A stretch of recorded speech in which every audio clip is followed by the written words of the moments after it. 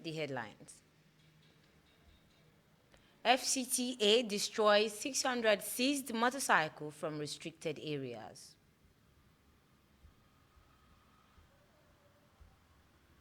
Yobe targets 80% vaccination coverage by 2026.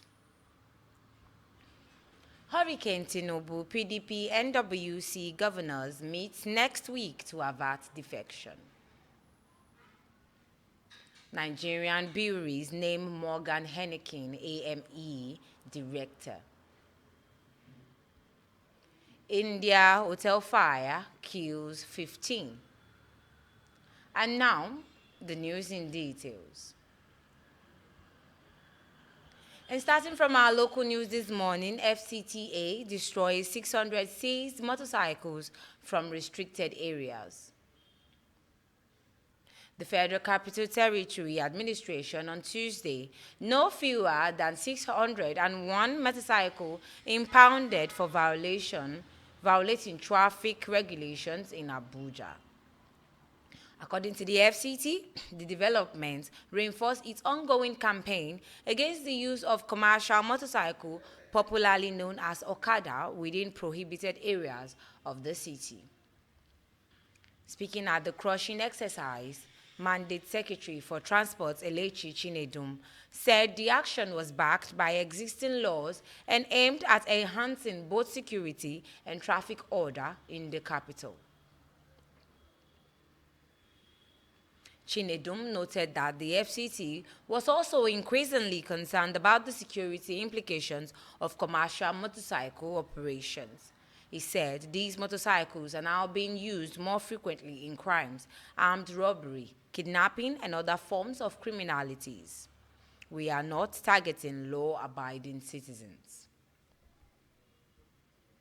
And still on our local news for this morning, Yobe targets 80% vaccination coverage by 2026. The Yobe State Governor said it is committed to reaching 80% vaccination coverage by 2026, and as it intensifies efforts to close immunization gaps and protect children from vaccine-preventable diseases. The State Commissioner for Health, Dr. Mohammed Ghana, who said this on Tuesday at a one-day media dialogue to commemorate the 2025 World Immunization Day in Damaturu, Yobe State, noted that the state is implementing strategic actions to reach undeserved and vaccine-hesitant communities. He stated that unvaccinated children pose a public health risk, contributing to repeated outbreaks of diseases such as diphtheria, cholera, cerebrospinal meningitis, and vaccine-derived polio. To achieve herd immunity and safeguard our community, we must reach at least 80% coverage by next year, Ghana said. And down to politics news for this morning. Hurricane Tinubu PDP NWC governors meet next week to avert defection. Barring any last-minute changes, the People Democratic Party's National Working Committee and the Governors Forum are scheduled to hold a strategic meeting on May 11th to address the wave of defections and other challenges facing the party. A trusted senior member of the NWC, who requested to remain anonymous due to lack of authorization to speak on the matter, exclusively told the newspapers that the governors are scheduled to meet with the party leadership on May 11th. The source stated that the meeting will focus on strategies to prevent certain members from leaving the party, the issue of the national secretary, and other matters impacting the party. And down to business news for this morning. Nigerian breweries named Morgan Henneken AME director. Nigerian Breweries PLC has announced the elevation of its corporate affairs director, Sade Morgan, to the role of corporate affairs director for Henneken's Africa and Middle East region effective May 15, 2025. The announcement was made via a recent statement issued by Hans Esadi, Managing Director of the Nigerian Breweries PLC.